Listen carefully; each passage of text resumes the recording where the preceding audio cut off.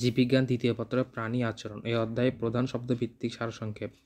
বাহ্যিক কিংবা অভ্যন্তরীণ উদ্দীপনার সাথে প্রাণীদেহে কোনো প্রতিক্রিয়া সৃষ্টি হয় তাকে বহিঃপ্রকাশী আচরণ বলে।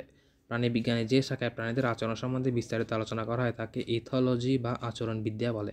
প্রাণীদেহে যার কারণে উদ্দীপনা ঘটে তাকে বলে উদ্দীপক। দেহে যে উদ্দীপনার পরিবর্তনের কারণে ইন্দ্রিয় সংলগ্ন অন্তর্মুখী স্নায়ু উদ্দীপিত হয় তাই উদ্দীপক। পরিপার্শ্ব উদ্দীপনার প্রতি উপযুক্ত সাড়া প্রদানের জন্য জীবদেহে অবস্থানের পরিবর্তন উপযোজনকে ওরিয়েন্টেশন বলে। ওরিয়েন্টেশন জীবদেহের অভিযোজনিক আচরণকে সরলতম অবস্থা। অন্য কথায় ওরিয়েন্টেশন হচ্ছে কোনো উদ্দীপক প্রভাবের ফল দেহের সরিয়ে বা ঘুরিয়ে মন মানসিকতায় অবস্থা নেওয়া। উদ্দীপকের প্রভাব অবিরত ও সুনির্দিষ্ট নিয়ন্ত্রিত ওরিয়েন্টেশনকে ট্যাক্সিস বলে। অর্থাৎ উদ্দীপকের উৎসের সম্বন্ধে রেখে দেহের অক্ষের অবস্থানগত পরিবর্তনের নাম ট্যাক্সিস। এক্ষেত্রে চলন অঙ্গ ট্যাক্সিসের যৌথ কার্যকারিতা উদ্দীপকের উৎসের প্রকৃতি, উৎস হতে দূর বা নির্ধারিত কোনো প্রাণীর দেহের অবস্থানের প্রকৃতি ঘটে। কোনো উদ্দীপকের প্রভাবে মস্তিষ্কের নির্দেশ ছাড়াই স্বতঃস্ফূর্তভাবে পেশি বা কানের কোনো ঐচ্ছিক প্রতিক্রিয়া সৃষ্টি হওয়াকে প্রতিবত্ত ক্রিয়া বা রিফ্লেক্স অ্যাকশন বলে। প্রতিবত্ত ক্রিয়া সুষুম্না কাণ্ডের নিয়ন্ত্রিত প্রতিবত্ত চক্র নামক বিশেষ ধরনের সংক্ষিপ্ত স্নায়ুপথ দিয়ে ঘটে থাকে। যেসব প্রতিবত্ত ক্রিয়া জন্মগত স্থির এবং কোনো শর্তাধীন নয় তাদের সহজাত বা অনাপেক্ষ প্রতিবত্ত ক্রিয়া বলে। যে সকল প্রতিবত্ত ক্রিয়া জন্মগত নয় বারবার অনুশীলনের ফলে অর্জিত এবং শর্ত সাপেক্ষ তাদের অর্জিত বা সাপেক্ষ প্রতিবত্ত ক্রিয়া বলে।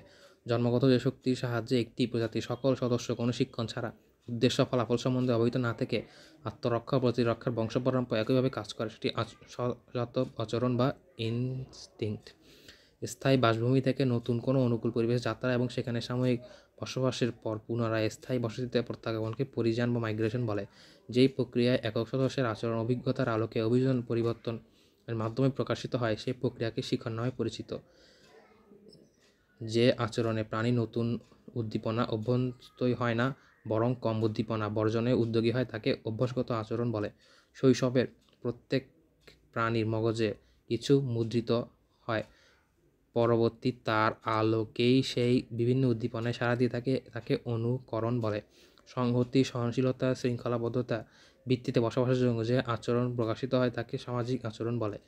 প্রাণীর নির্ধারিত সকল আচরণ দ্বারা স্বতঃস্ফূর্তভাবে প্রদর্শিত হয় এবং প্রজাতির অপর সদস্যকে না দেখেই বা কারো কাছে না শিখেই প্রকাশিত হয় তাকে নির্ধারিত ক্রিয়া বা ফিক্সড অ্যাকশন পটেনশিয়াল FAP বলে। প্রতিকূল পরিবেশে ও শত্রুর হাত থেকে রক্ষার জন্য পিতামাতা কর্তৃক ডিম ও অপত্য সন্তানের রক্ষণাবেক্ষণ লালন পালন করাকে অপত্য যত্ন ও বাৎসল আচরণ বলে। রাজকীয় জেলি হচ্ছে কর্মী মৌমাছি গ্লোসোফেরেঞ্জিয়াল ম্যান্ডিবুলের অণু থেকে গঠিত ভিটামিন, প্রোটিন ও স্টেরয়েড সমৃদ্ধ এক ধরনের পৌষ্টিক খাদ্য যা রানীর মৌমাছিকে লার্ভা দেখা থেকে পূর্ণাঙ্গ দশায় খাওয়ানো হয়। কতক প্রজাতি সামাজিক আচরণ এক পর্যায়ে স্বজাতি ও অন্যান্য সদস্যের কল্যাণার্থে নিজেদের সুখ স্বাচ্ছন্দ্য এমনকি জীবন পর্যন্ত উৎসর্গ করে থাকে। এই প্রজাতির মধ্যে সদস্যকে প্রতি প্রাণীর আচরণকে বলে অল্ট্রুইজম। শব্দের প্রতি সাড়া দেওয়া হলো ফোনোট্যাক্সিস। প্রতিবত্ত ক্রিয়ার বৈশিষ্ট্য জন্মগত শিক্ষালব্ধ নয়। লিজিং উদ্দীপনার ক্ষেত্রে কোনটি সঠিক সাধারণ উদ্দীপনা? কোন ধরনের প্রতিবত্ত ক্রিয়া স্বয়ংক্রিয় ভিসেরাল প্রতিবত্ত? ভরপেট না হওয়া পর্যন্ত খাওয়া, পাকস্থলী পূর্ণ হলে খাওয়া বন্ধ করা, এটি হলো সমাপ্তিকরণ উদ্দীপনা। অতি জটিল ও অপরিবর্তনীয় আচরণগত প্যাটার্নের ফলশ্রুতি সহজাত আচরণ। টুনটুনির বাসা নির্মাণ হলো ইনস্টিংক্ট। FAP এর ক্ষেত্রে প্রযোজ্য সর্বজনীনতা এবং উদ্দেশ্যের একনিষ্ঠতা। শীতের পাখি পরিযানে গুরুত্ব হিসেবে বিবেচিত। বিভিন্ন প্রজাতির জিন সংযুক্তির সম্ভাবনা বেড়ে যায়, জনসংখ্যা বৃদ্ধি পায়, আবহাওয়া প্রতিকূল থেকে রক্ষা পায়। 3 কাটা স্টিকলব্যাক পুরুষের মাছের বৈশিষ্ট্য পিতা ও মাতা উভয় ভূমিকা পালন করে, ডিম না ফোটা পর্যন্ত ফ্যানিং কার্য চালিয়ে যায়। পাভলোভিয়ান কন্ডিশনিংয়ে যে সমস্ত বিষয় অতীব গুরুত্বপূর্ণ: অনাপেক্ষ সাড়া, সাপেক্ষ সাড়া এবং নিরপেক্ষ উদ্দীপনা। সাপেক্ষ প্রতিবর্ত এটি অর্জিত বংশানুক্রমে সঞ্চিত হয় না, মস্তিষ্কের সহায়তার একান্ত প্রয়োজন। মৌমাছিরা মৌচাক তৈরি করে বসবাস করে। এদের মধ্যে পুরুষ মৌমাছির প্রজনন রক্ষণাবেক্ষণে অংশ নেয়, রানী মৌমাছি ডিম পাড়ে ও নেতৃত্বে অংশ নেয়। কর্মী মৌমাছিরা কেবল কর্মে অংশ নেয়। অর্থাৎ শক্তি হলো 2 ও 3। উদ্দীপকের উল্লিখিত উদ্দীপনার কারণ কি? এটি হলো তরুণ মৌমাছির অ্যান্টেনার সংস্পর্শে সৃষ্ট উদ্দীপনা।